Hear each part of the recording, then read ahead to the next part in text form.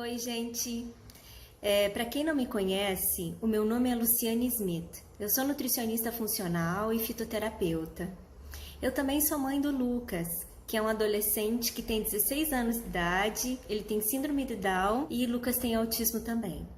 Em parceria com o Espaço Habilitar aqui do Rio de Janeiro, a gente resolveu gravar esse vídeo para orientar os pais das crianças neuroatípicas que nós atendemos, tanto lá no consultório como no Espaço Habilitar, pois a gente sabe da grande preocupação e estamos recebendo e atendendo muitos pais de crianças preocupados em manter uma boa imunidade dessas crianças e quais seriam os principais cuidados que nós devemos ter para manter uma imunidade adequada. Então, eu pontuei várias coisas importantes e que eu venho falando ao longo do tempo, seja em consultório ou colocando alguns vídeos e expondo lá no meu Instagram, com relação à importância de nós mantermos um trato digestório íntegro. Então, o nosso sistema digestório, ele forma como se fosse uma barreira de proteção, um muro de proteção contra as bactérias patogênicas que buscam entrar dentro do nosso organismo. E o nosso maior órgão imune é o intestino. Por isso que se estuda tanto nos últimos anos a importância do intestino, a conexão que eu digo, aqui eu tenho intestino, aqui eu tenho cérebro, né? E quem é meu paciente sabe, os pais, eu sempre falo que aqui eu tenho o nervo vago e ele se ramifica no intestino e ele forma uma comunicação do intestino com o cérebro via nervo vago, que se ramifica aqui, e o intestino informa para o cérebro tudo o que está acontecendo aqui embaixo. Então, se eu tenho um intestino permeável, um intestino vazado, né, eu vou ter uma porta de entrada para as bactérias patogênicas dentro da corrente sanguínea. E o que eu faço vazar esse intestino? O que eu faço ele ficar permeável, né?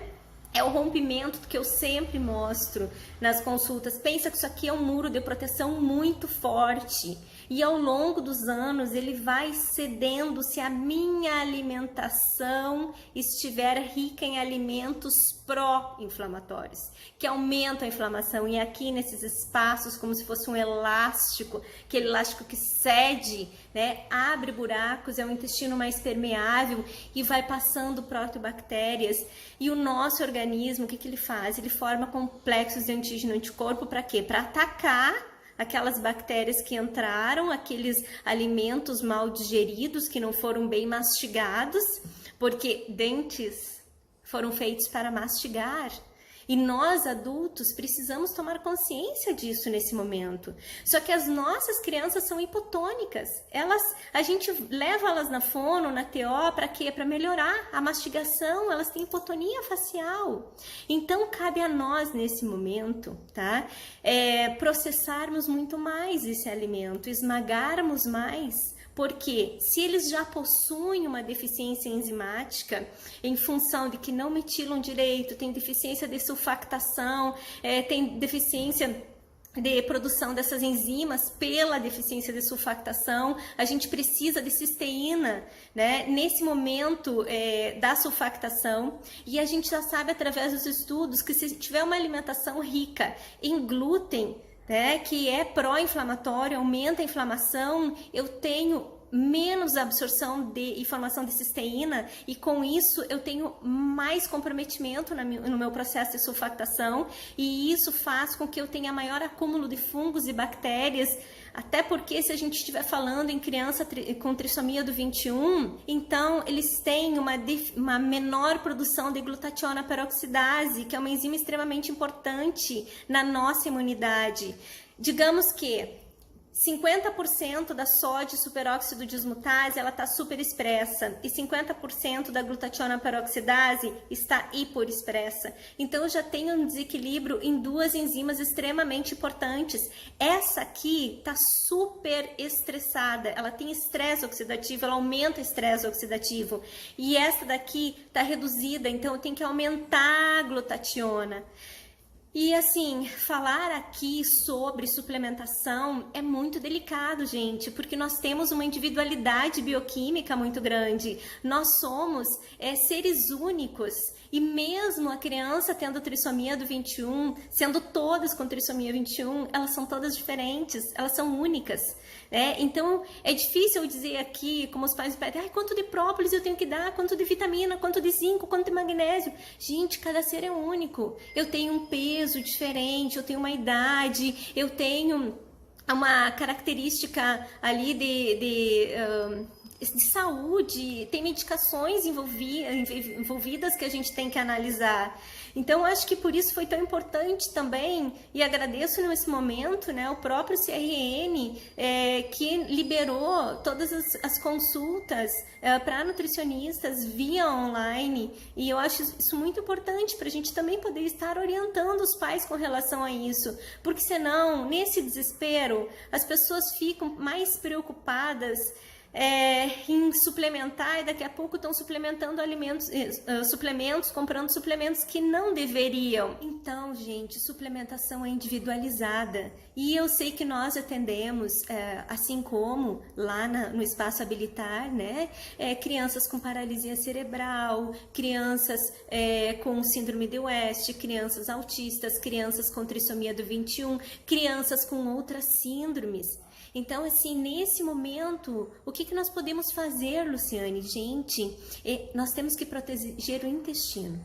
E se nós temos que proteger o nosso intestino, que é o nosso maior órgão imune, responsável por mais de 75% da nossa imunidade, nós precisamos ter o quê? O intestino funcionante, evitar a constipação, e para isso nós temos que ofertar mais fibras, né? Verduras, legumes, farelos, né? Então, aveia sem glúten, tá? Para quem não deve comer o glúten, e nossas crianças neurotípicas não devem consumir, porque ele é pró-inflamatório, ele aumenta a inflamação. Se meu intestino vai estar inflamado, ele vai estar já mais permeável. Para crianças com trissomia 21, já são crianças com estresse oxidativo, já nascem com estresse oxidativo, gente, pela triplicação do cromossomo do 21. Então, tá, Luciane, mas e agora? A gente talvez não tenha verduras e legumes. O que nós vamos fazer? Vamos ofertar, então, as fibras, gente. Nós temos que usar aquilo que nós temos em casa. Então, aveia sem glúten, em flocos, porque a aveia, ela tem beta-glucanas. Então, se a gente ofertar para a criança, né, digamos, até 2 colheres de sopa dessa aveia sem glúten ao dia, eu já tenho uma quantidade adequada. Se eu ofertar 4 colheres de sopa para um adulto, eu tenho uma quantidade muito maior. Por isso que eu digo que é sensível eu chegar aqui e dizer, tu usa tantas colheres de sopa e tal, porque daqui a pouco alguém vai estar super alimentando uma criança aí de 1 ano de idade, né, e vai estar dando algum alimento que vai prender mais o intestino, porque a gente já tem uma realidade, muitas vezes, né, de crianças que têm um intestino neurogênico, tem históricos de constipação, então eu tenho que equilibrar através de um plano alimentar adequado para aquela pessoa, individualizado. Mas nós podemos usar, vamos dar água, muita água, gente. A gente precisa ter esse intestino funcionante. Farelo de chia, né, não a semente, a gente faz o farelo em casa, farelo de gergelim também, vamos utilizar quinua em flocos, amaranto em flocos, podemos ofertar a própria quinua na alimentação, né, fazer hambúrguer de quinua, colocar no hambúrguer da carne moída esses farelos, fazer bolinho de carne, almôndega, colocar nas frutas também, frutas de baixo índice glicêmico para crianças que têm síndrome de West, que podem utilizar ainda as frutas, né? A gente não está falando de uma dieta cetogênica, que também é individualizada, mas nós vamos abusar de frutas, legumes e verduras com as fibras associadas, porque a fibra vai retardar a absorção dessa frutose. A frutose que possui nas frutas, ela vai virar glicose no momento da absorção. Então, para ela não ser absorvida tão rápido, a gente usa como estratégia as fibras ou então as oleaginosas, que a gente tem o quê? Uma castanha do Pará por dia, ela vai nos fornecer selênio. O selênio, ele aumenta a glutationa, né? Então, atua na nossa imunidade. Se a gente vai comer, digamos assim, 2, 3 nozes, aquela noz pecan que ela vem quebradinha por dia, ralar junto com a fruta da criança, ou ralar no alimento, a gente está ofertando o quê? Zinco. Zinco atua na imunidade, no crescimento, na cicatrização. Então, nesse momento, a gente não sabe, né? O quanto eu posso para cada criança utilizar desse suplemento se eu for comprar sem orientação. Então vamos dar através do alimento. A própria carne vermelha também contém zinco. Só que daí o que nós temos que cuidar? Se essa carne não for bem digerida, bem mastigada, e as nossas crianças têm uma deficiência enzimática, para algumas a gente indica enzimas, para outras a gente não indica, né? Então cada prescrição ela é individualizada de acordo com a história clínica. A minha sugestão é nesse momento que a gente multiprocesse essa carne. Depois que acabar tudo isso, a gente volta com toda a consistência que vinha utilizando antes se a criança não mastigar bem. Vamos amassar bem, vamos picar bem. Porque proteína mal digerida, para digerir proteína, eu preciso da mastigação, eu preciso de enzimas digestivas que são produzidas, né, pelo nosso organismo de ácido clorídrico. Se eu tenho uma deficiência, eu tenho maior acúmulo de bactérias patogênicas. Então, eu preciso ter um sistema digestório íntegro nesse momento. Então, o que fazer para isso? Vamos ofertar o alimento mais amassadinho possível para as crianças que têm dificuldade de mastigação, tá? Porque se esse alimento chegar íntegro lá no intestino, lá no lume intestinal, no intestino delgado, ele não vai ser absorvido, né? Ele vai ser alimento para as proteobactérias e vai ocorrer um desequilíbrio nessa microbiota.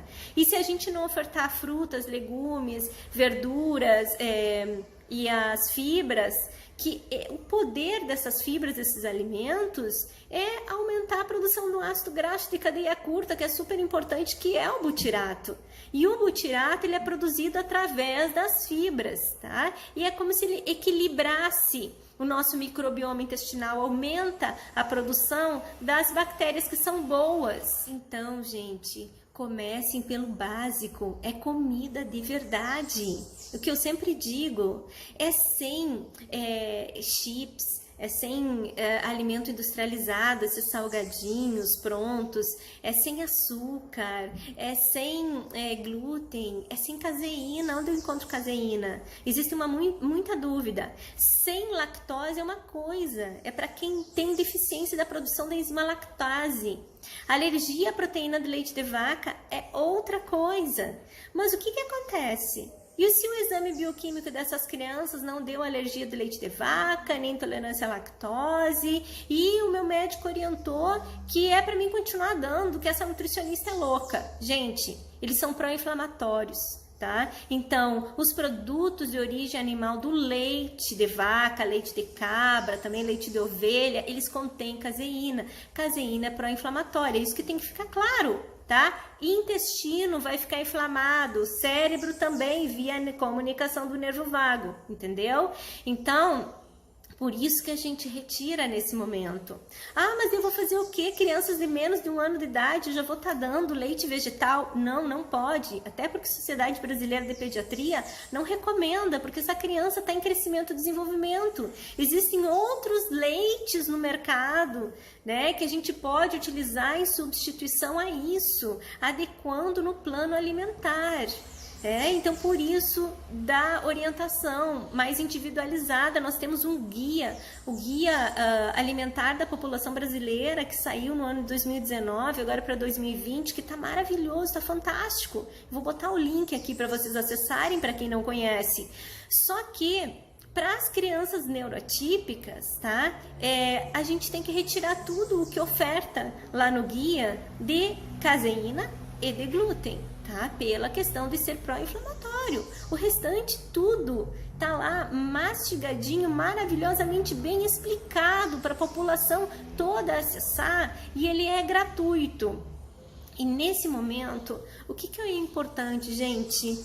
A gente se manter o mais tranquilo possível, o mais focado, sem desespero, porque tudo isso que a gente sente, a gente acaba transmitindo também para as nossas crianças e dentro do nosso lar. E o mais importante, talvez, de tudo isso é se manter isolado, se manter em casa, né? É seguir as normas de higiene. É a pessoa que sai de dentro de casa, né? Procurar sair uma pessoa só. Quando ela entrar, então entra, se tem 2 portas nessa casa, entra por uma porta de acesso. Se tiver um banheiro externo ou um banheiro na área de serviço para tomar banho, já toma banho lá. A pessoa chegou, alguém borrifa com álcool as suas mãos, as sacolas que vêm do supermercado, e a gente comprar o básico, sem brigas, sem esse horror que está acontecendo, que a gente está vendo nos vídeos sendo compartilhados.